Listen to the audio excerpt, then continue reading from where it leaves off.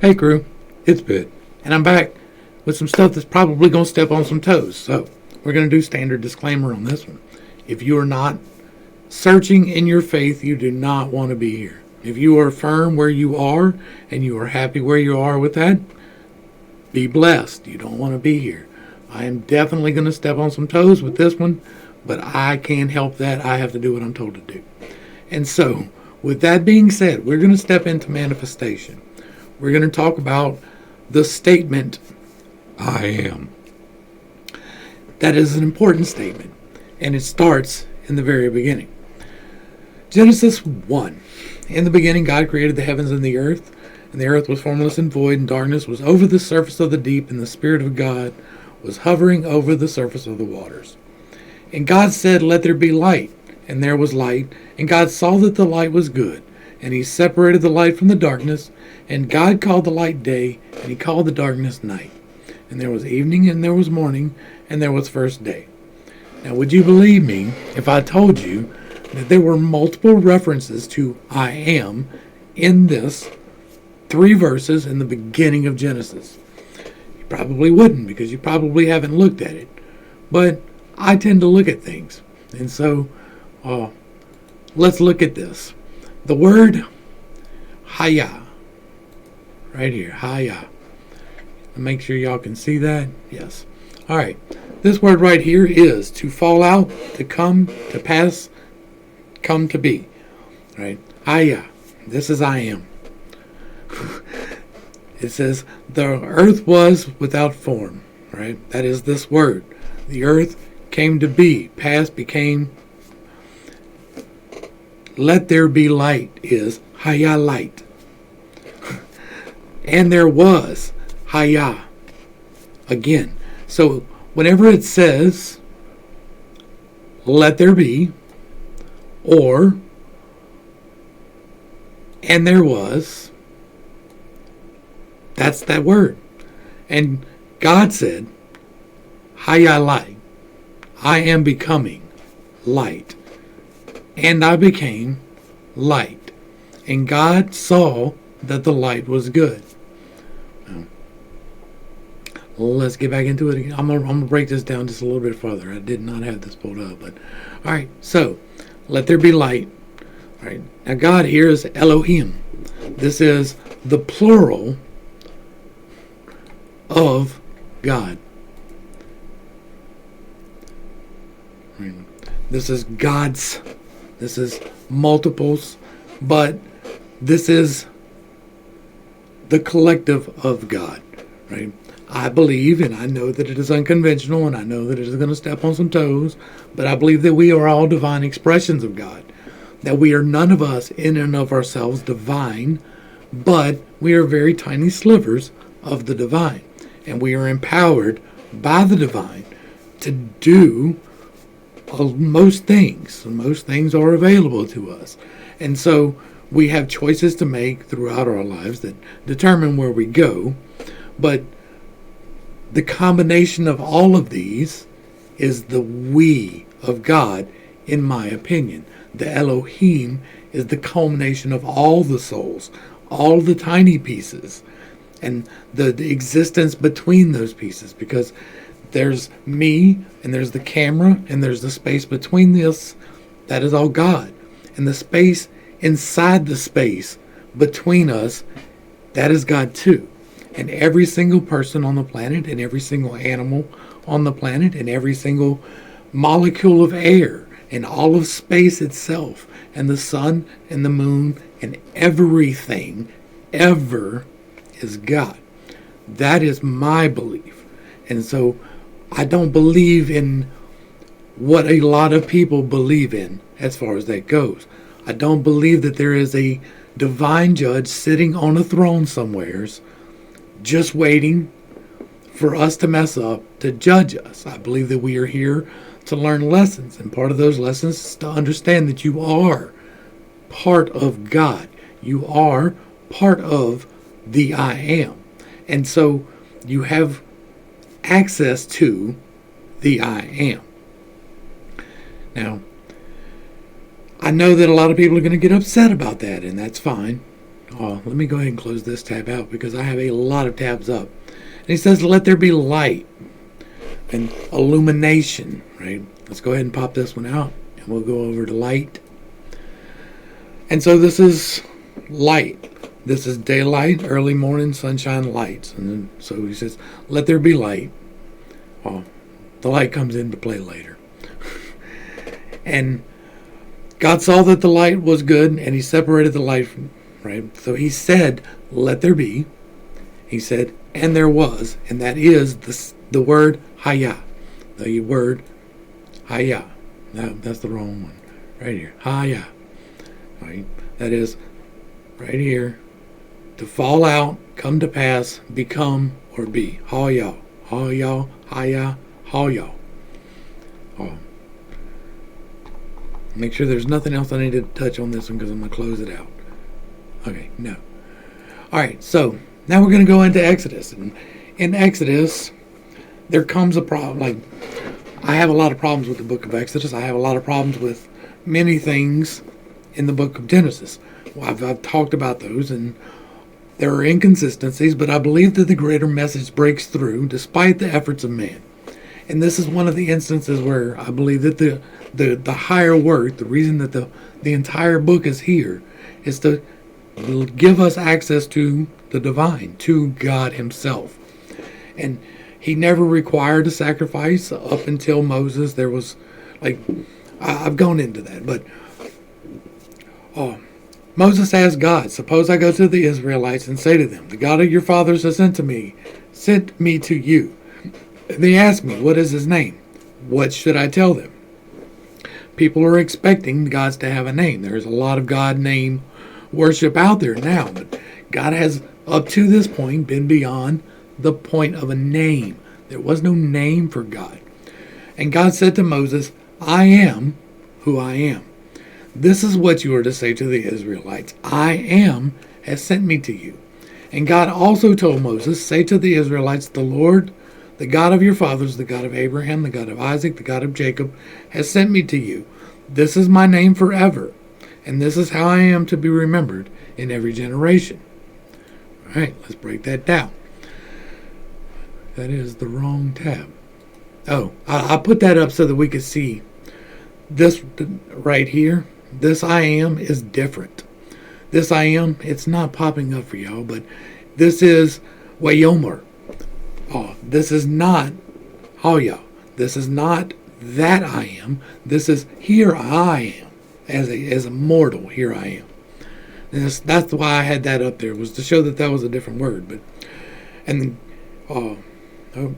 one too many right here. The I am is Haya. It is the same. Tell them Haya, Haya. Haya. I keep saying it wrong. Haya, Haya. One of those. I am who I am. So,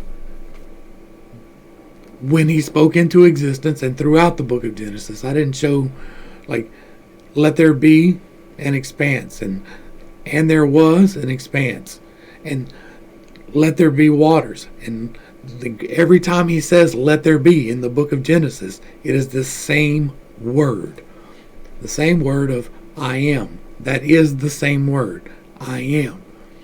And so when he spoke existence into existence, what he said was I am becoming. I am becoming this. I am becoming light. I am becoming the waters. I am becoming the expanse. I am becoming the earth. I am becoming. And this is what you were to say to the Israelites. I am has sent me. Oh. Yeah. And then he says, God also told Moses, say to the Israelites, the Lord, the God of your fathers, the God of Abraham. Well, that is this word, Yahweh. Yahweh. This word right here is meant to be unpronounceable.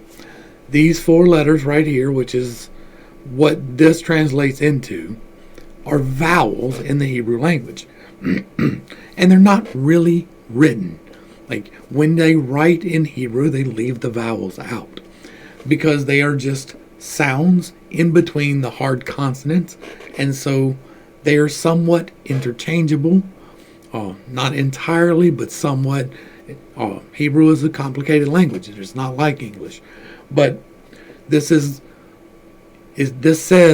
Yehovah, but that's not quite right. If you look at the Kabbalah, they tell you the pronunciation of it is Yahweh.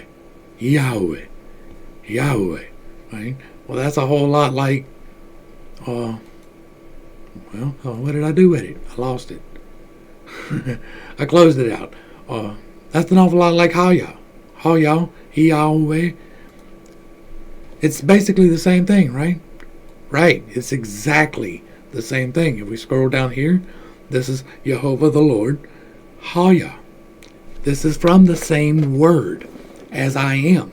So when he says right here, I am who I am, Haya, who Haya, this is what you say to the Israelites. Haya sent you. And then he says, also tell them, Haya sent you. Like, we're not to call upon a name, but the I am is the collective all of us. And it is what we have access to. When we say I am, and we hold firm in the I am becoming, and we have all of our laws of creation are right, and we are balanced in our vices and virtues, then we can positively pull in the correct things by saying, I am healthy. That means I am becoming healthy. That means I have become healthy. And the have become healthy is even a little bit more important than am becoming, because you have to believe it as if it were already true. I am. I am becoming healthy. I am becoming wealthy. I am becoming wise. When you say these things and you believe that they are, not only that they can happen, but that they are happening, even if you haven't seen the results yet, if you can hold that, you can pull in the manifestation into your life. And we're going to see an example of how that was done. But first, we're going to stop in the beginning. And in the beginning was the Word, and the Word was with God, and the Word was God. This is where we're going to step on some toes even more, because this word, logos, is a word, haya, and it is a statement, a speech. It is an utterance, a divine utterance, right? This is a word, a speech, a divine utterance, or an analogy. In the beginning was the Word, was the divine utterance. And the divine utterance was with God. Now, the word here is theon, that's the Greek for divinity. And the divine utterance was God. This is not out of line with what I believe, but you probably think so, because if you're a Christian and you're watching this, you think that this word means Christ. It doesn't. It doesn't. I know that it goes on to imply and plain out state in the text. Like, I'm not going to deny that that's stated in the text here, but I don't think that that's right. I think that this was somebody trying to create a religion based off of something, and you can debate the validity of the religion. I've done that elsewhere. I'm not going to do that again. And I'm not here to tear anything down. But the Word was God. Haya. That was the Word. And the Word was with God, and the Word was God. And the God that the Word was with was the collective of us all. That ties directly back into the Genesis part. That is what I believe. That is where I get the belief from. Oh, what did I have this up for? I don't remember. I was going to go a little bit farther into that, but I don't think we need to. Next, we're going to get into Jesus and what Jesus said. Jesus said, I am, at least 7 times in the book of John. That's one of the reasons why I went to John. And we're only going to look at this one example, and this is one example that is repeated twice really quickly in John 6 and John 8. 6:35 scattered in throughout the 51, and then 8:12. This is where Jesus pisses off the Pharisees. Jesus says that he is the bread of God. Truly, truly, I tell to you, it was not Moses who gave you bread from heaven, but it is my Father who gives you the true bread from heaven. For the bread of God is he who comes down from heaven and gives life to the world. And then he says, I am the bread of life. Whoever comes to me will never hunger. Whoever believes in me will never thirst. But as I stated, you have seen me and you still do not believe. We're going to look at that. Let me pull up the correct tab here. That was dumb. Okay, Jeremy. Okay, stop. I just messed that all up. Okay, let's just do this then. We're going to pop this out right here. And then we're going to go over to the Greek right here. This is what I had pulled up. We're going to look at it anyway. All right, so Jesus, Iousis in the Greek, answered, right? So Jesus commanded, saying, I, and it says am. But that's not what it says. It says I am. Because this word and this word are not dependent on each other. Ego, I, is I. But I mean is I am. It's the double there. It is I am. It is not just I am. It is I am. And that's what pissed off the Pharisees, was that part of it. And he says that I am, which means that I and the I am are one, which I also believe. And the food, not necessarily bread, the food, the nourishment. It is the food or a loaf or food or bread of life, both physical and spiritual, particularly of the future existence, from thou life. And whoever comes to me, this says, will never hunger. That is not what it says. This word right here is to be hungry. It is not will never hunger. That's not what it says. It does not say will never hunger. It says whoever comes to me hungry, and whoever believes in me will never thirst. That does say will never thirst, because this word is rooted out dispo, and then where it's changed here, the ise means to not. And so that is will never thirst. But the other one is not will never hunger. It doesn't say that.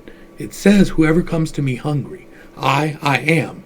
Whoever comes to me hungry. And whoever believes in me, the I am, will never thirst. What he is saying here is not what it is read as. And so there's complications further along, and I will grant that.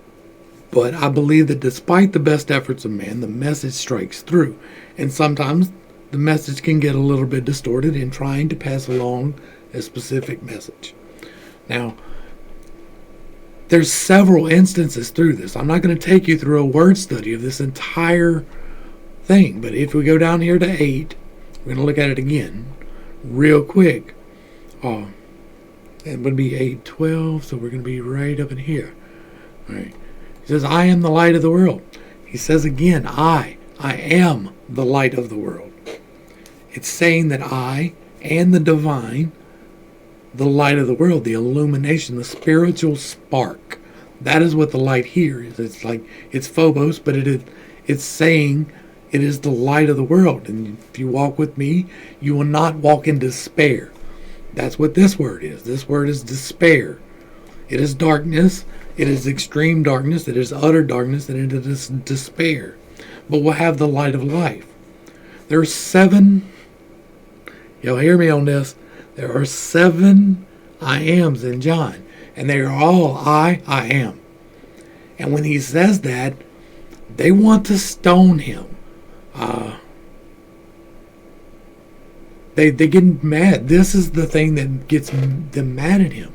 This is what gets them to put him on the cross. Is because he is not because he's telling people, like he's telling people to eat my flesh. They don't care.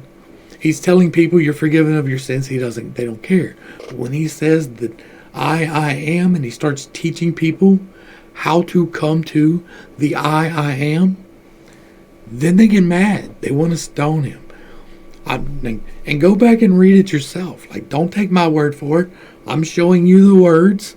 I'm taking you through the word studies that I do. Like, if you saw the number of tabs I've got open up here, like, we didn't even get to all the tabs. But I do a word study on, like, piece by piece by piece by piece.